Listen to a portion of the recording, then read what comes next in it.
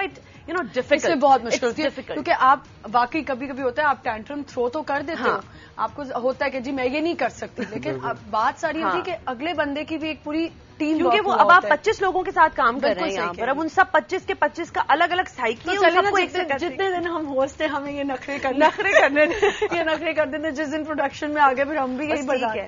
میں دعا کرتی ہوں جلدی پروڈکشن میں آؤں گی تو میرا کیا بنے گا, میں تو میں 2 دن میں بھاگ جاؤں گی, میں نہیں, میرا تو ہے ہی نہیں. ٹیمپرامنٹ کی بھی بات ہوتی ہے, بہت بڑی بات ہے. آپ پروڈکشن میں آپ ڈانٹ پٹکار کر کے پھر سنبھال لیجیے نا, اسکرو ٹائٹ کر. نہیں میں بتاؤں, آپ نہیں کر سکتے, جتنا بھی آپ کر لو کر سکتے سنا, لیکن آپ کو اگلے بندے کے دیکھیں. میں اپنی بات کر لوں, آج میں اگر ذرا سا بھی کچھ کرتی ہوں تو تھوڑی دیر تو وہ ہوتا ہے, پھر ظاہر اگلا بندہ بھی کہتا ہے کہ جی ڈر ہوتا ہے. یہ پورا ایک جہاز ہے, اس میں کیپٹن ہے, باقی پیچھے پوری انجینئرنگ ٹیم ہے, کرو ہے, آپ کا فلائٹ کرو ہے, سب یہ پورا جہاز ہے. اس کا کیپٹن اگر اس کا دماغ خراب ہو گیا, اس نے اڑانے کے بجائے لینڈنگ گیئر دبا دیا. آئی ایم سوری, لیکن مجھے سب کی بات سے یہ بات ہوئی ہے تو بات نکلے گی. اب ہمارے یہاں, میں آئی ایم ریئلی سوری اگر کسی کو میری بات بری لگے, آپ کے یہاں جو اب ہوسٹ بننے لگے ہیں نا, وہ بن گئے ہیں director producers. They are not, they are only host.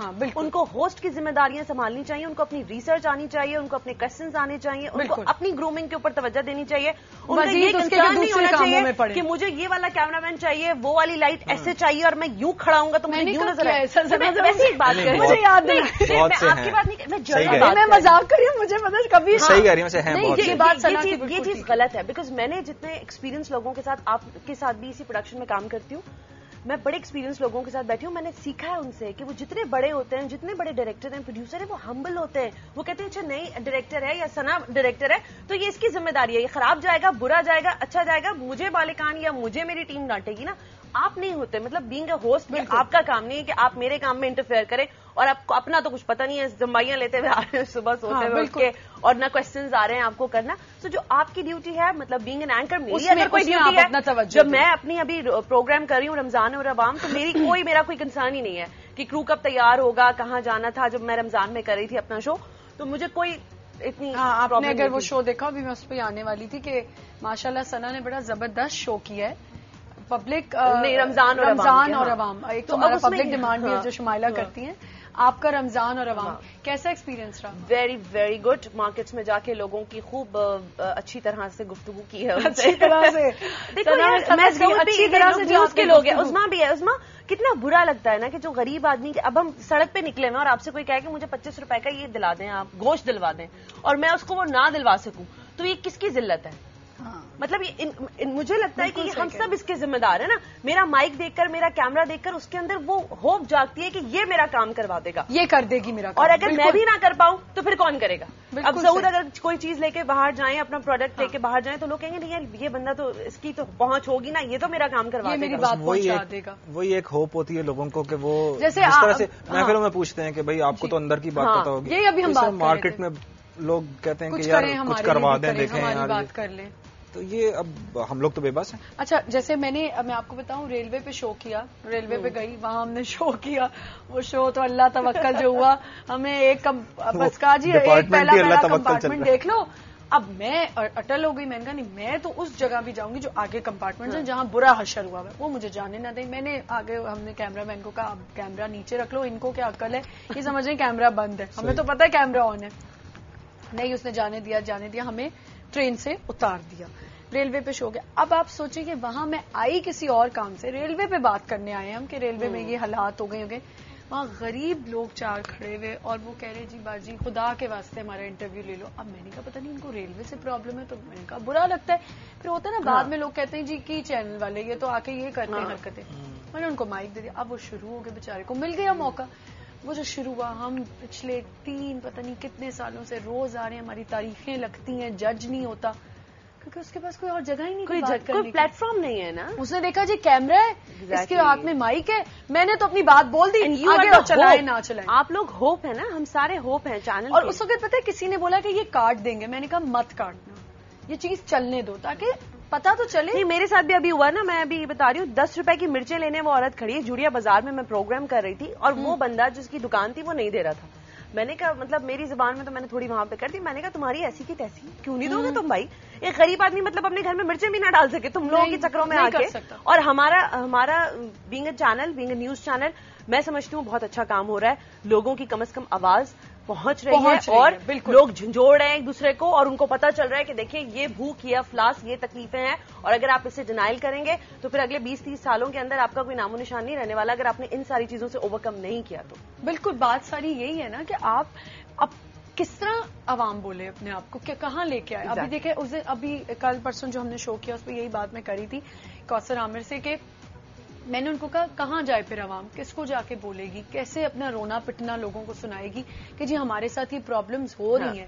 مرچوں کی آپ بات کرتی ہیں, بچت بازار کی آپ بات کریں, میں آپ کو بتا رہی ہوں, میں اپنا ایکسپیرینس بتا رہی ہوں, میں روز فروٹ خریدتی ہوں اپنے گھر کے آگے سے, خرید رہی تھی رمضان میں, تو یہ بالکل یہ بلاول ہاؤس کے سامنے گلی میں ہی میرا گھر ہے, میں وہاں فروٹ خریدی تو میں نے اسے کہا کہ تم اتنا مہنگا فروٹ دے رہے ہو, چلو پھر سنا میں سمجھتی ہوں کہ ہم تو پھر خریدتے ہیں یار, چلو میرے گھر دو ہم کھانے والے ہیں, 2 بچے ہیں, وہ تو روزہ نہیں رکھ رہے, فروٹ میں لے لیتی ہوں, چلو 3 کیلے لے لیے, 3 سیب لے لیے, ایک فروٹ چاٹ بنانے کے لیے. جس کی بڑی فیملی ہے, جس کے گھر میں فروٹ آ ہی نہیں سکتا, تو وہ مجھے آگے سے کہتا ہے باجی کی گل نہ کر رہے ہو تسی, اے بلاول ہاؤس ہے گا اتنے تو اور مہنگا ہوئے گا. صحیح بات ہے.